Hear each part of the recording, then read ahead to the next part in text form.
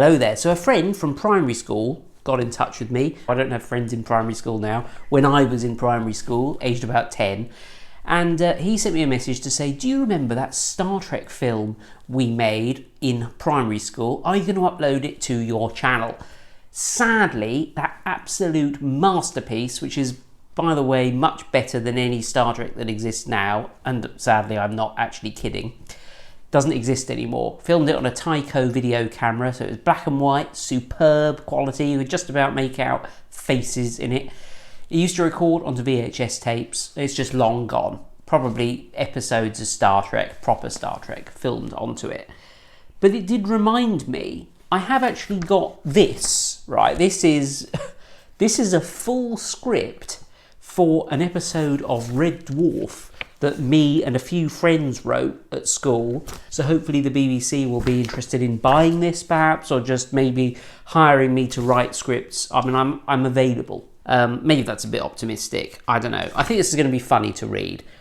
Sorry to my friend Harry, because it looks like there's a page of notes on the front of this, and it does say the idea of this film is to A, prove a point to Harry, and B, for something to do.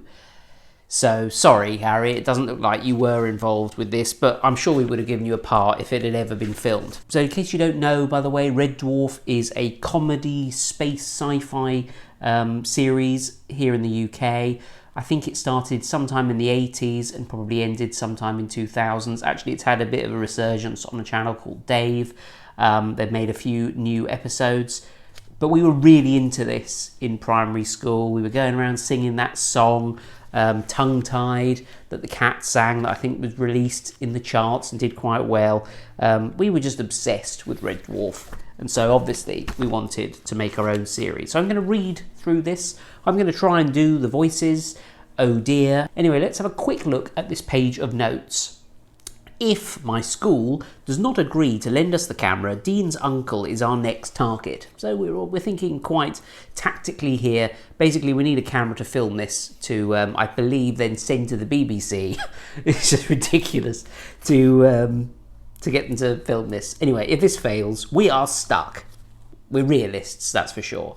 We will then be left with the option of renting a camera at £100 for 1 week. We can't afford to lose Mr. Barker's offer. Yeah, we haven't got £100 between us. Sound effects must be recorded with a quality recorder.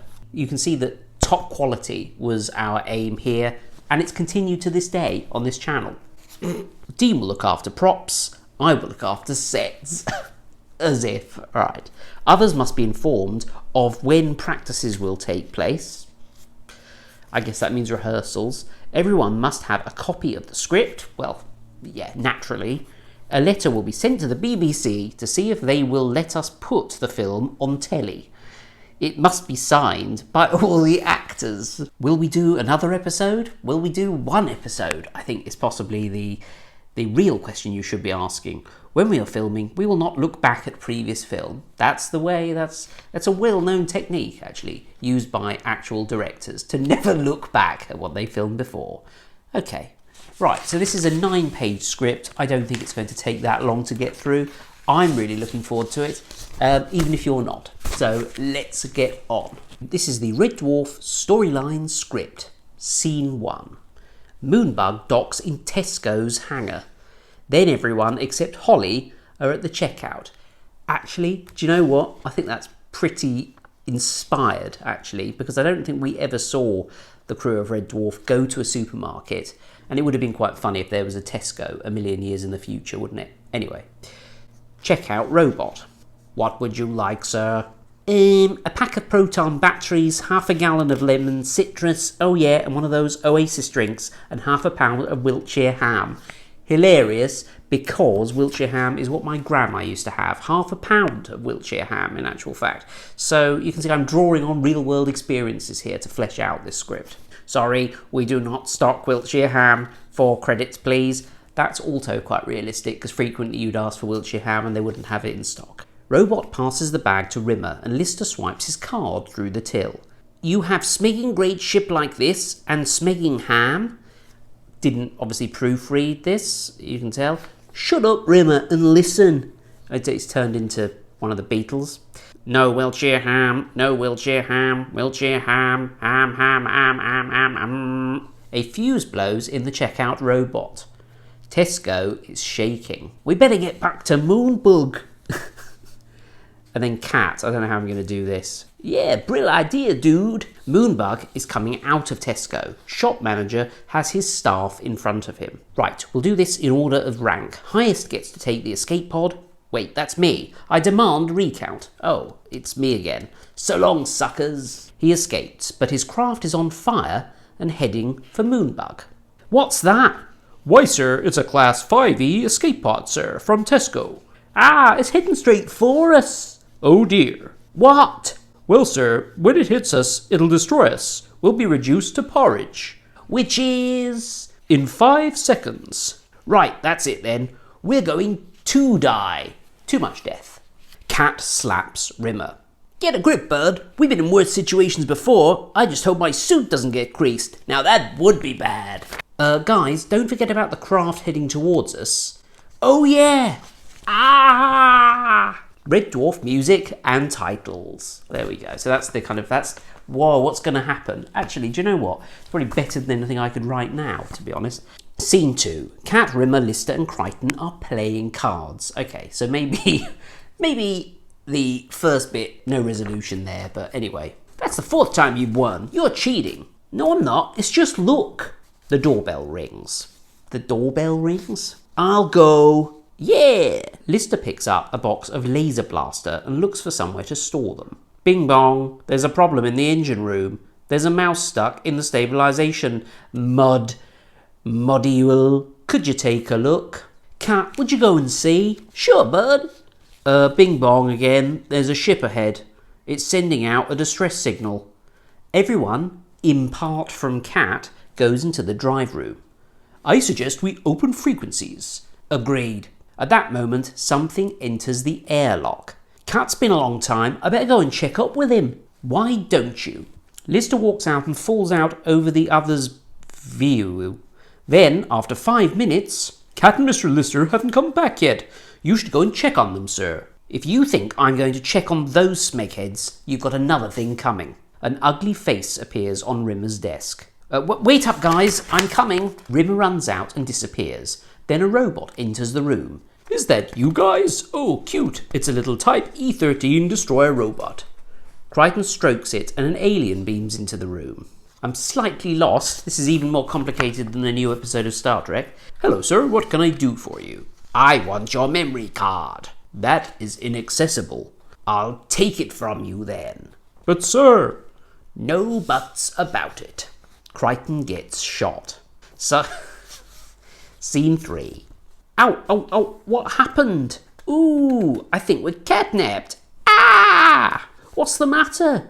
There's a hole in my new cat suit. While we treasure our lives, he treasures his suits. Yeah, Rimmer, isn't that Holly in the corner? No, it's a bottle of mango chutney wearing a brightly coloured scarf. Of course it's Holly. Don't sound so surprised, Dave. I've been turned into a hard light. But don't worry, I've still got my superior intelligence and IQ of 6,000. What a shame you didn't lose it. Shut up. Think of a way of getting us out of here.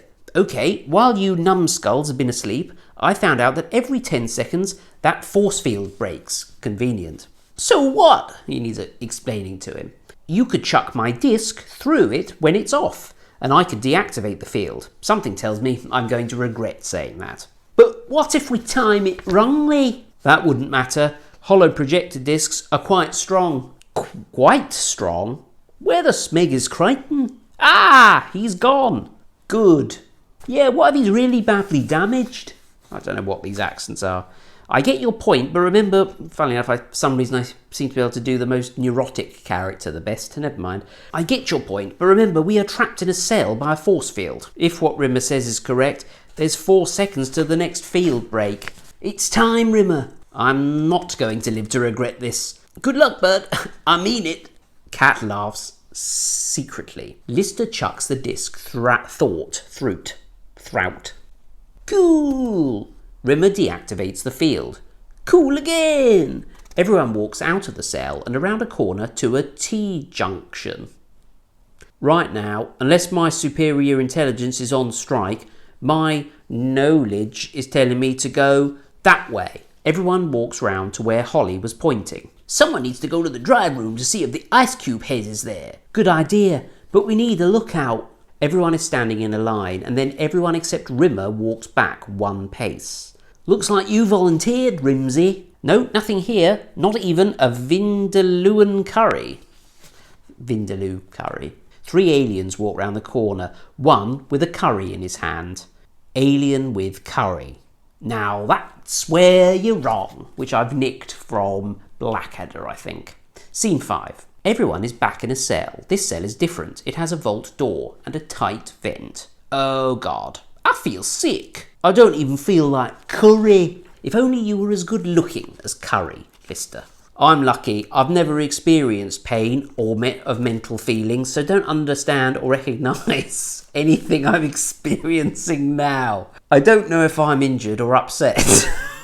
To be honest, I don't care. So I should say, oi Lister, you disgustingly vile smelly pile of bird trails, and I wouldn't feel a thing. What is this? Operation Annoy Lister? Look guys, are we going to sit here insulting Lister, or are we going to try and escape? I know which one I'd choose. Cat's right, we want to escape. Has anyone any ideas? Well, there's an air level meter on the wall reading low. Will that help? Oh dear. What hole? Oh dear. I think I know what he's on about. You know when you deflate a balloon? By the way, I think he's meant to be Liverpudlian, Lister, but he's turned into some sort of weird northern hybrid. Yes.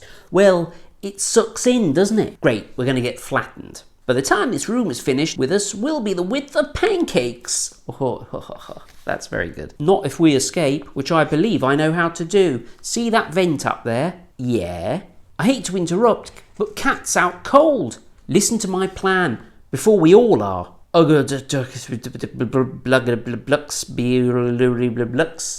Right, if we can get that vent off, then I could crawl out and open the door. It's sealed tightly.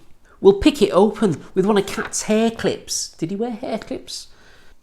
He'd never agree. Oh yeah.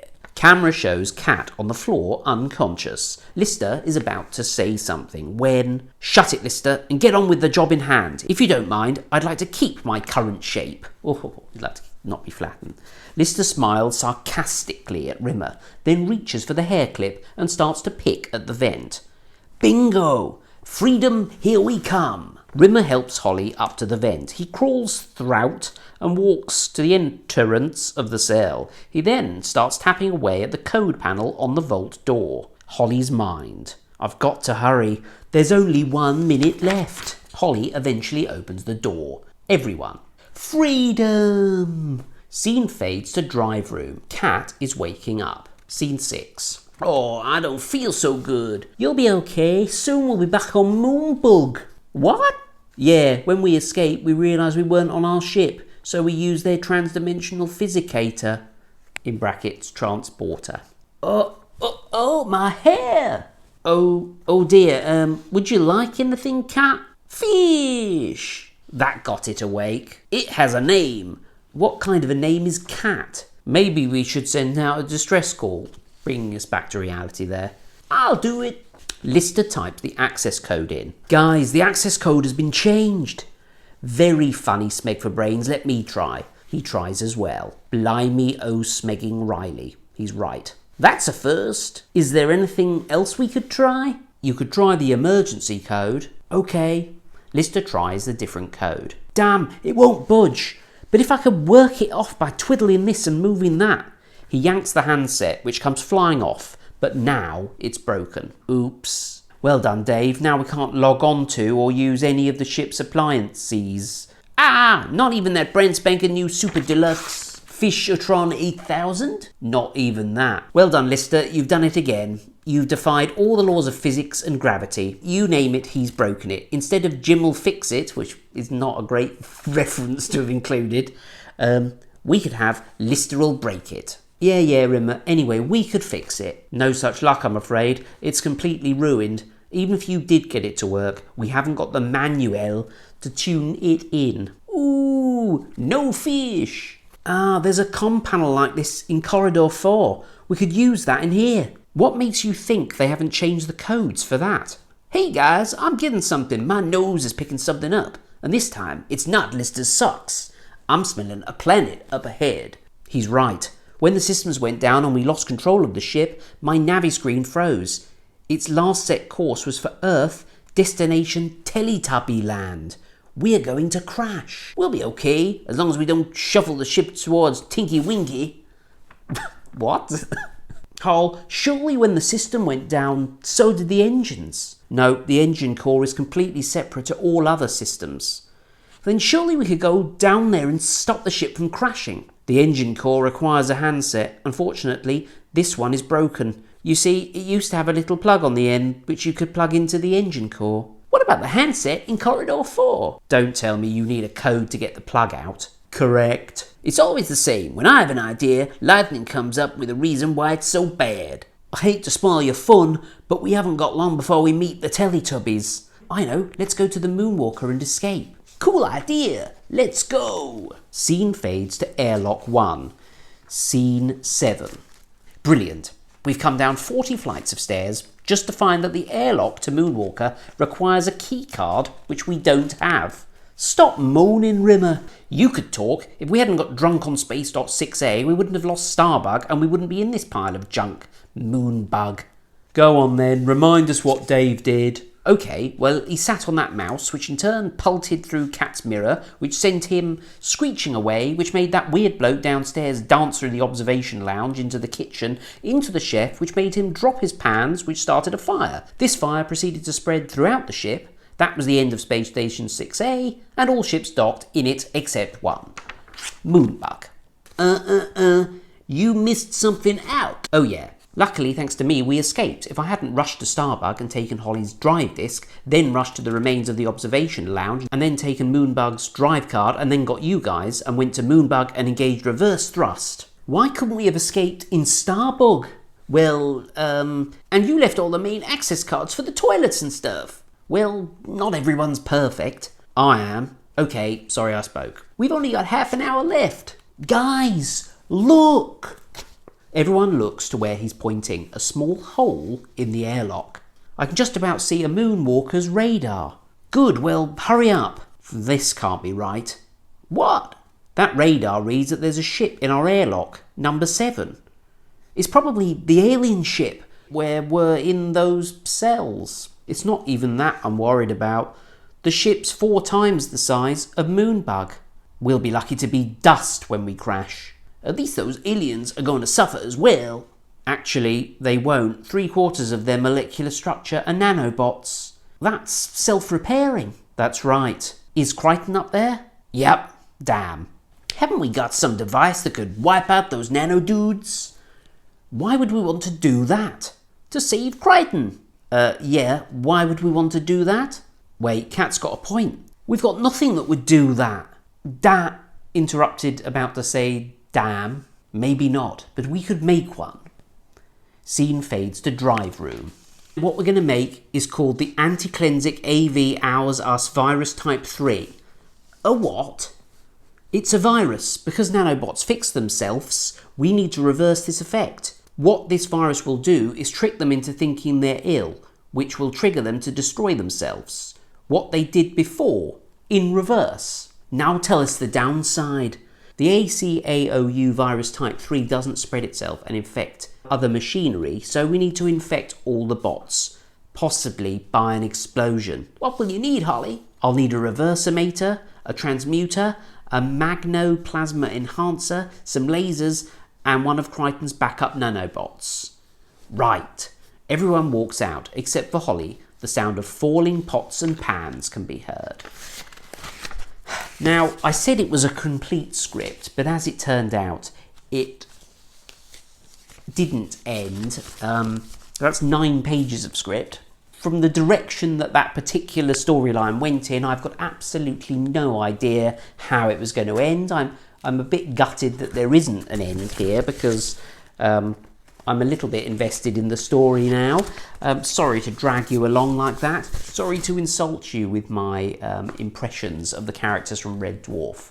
Anyway, I hope you enjoyed that. Yeah, as I said at the beginning, open to offers to purchase this for the television rights or to just be a screenwriter, because, you know, obviously I have an immense amount of talent. I mean, if I wrote this when I was 10, imagine what I could write now. Maybe something that made sense and was remotely interesting. You never know. Anyway, thanks to my loyal patrons who are scrolling down the screen now, especially George Foot, Magnanimous Meg, Jennifer Jones and Rob Van Eden. They're all extremely generous patrons. Do subscribe if you enjoy my videos, and I'll see you next time for another one.